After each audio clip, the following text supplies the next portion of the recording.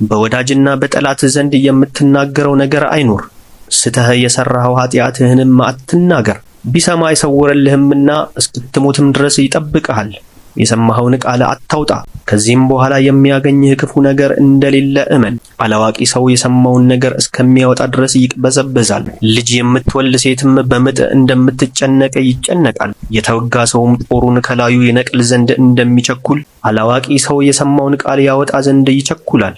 ወዳጅህን አላደረገ እንደሆነ ወይም አድርጎ እንደሆነ እንዳይደግም ገስጸው። ወዳጅህን አልተናገረ እንደሆነ ወይም ተናግሮ እንደሆነ እንዳይደግም ገስጸው። ወዳጅህን በጥላቻ ነገር ተሰርቶበት ይሆናልና ገስጸው። ከልቡ ሳይፈቅድ የሚሳሳት ሰው አለና የነገሩህን ነገር ሁሉ አትመን።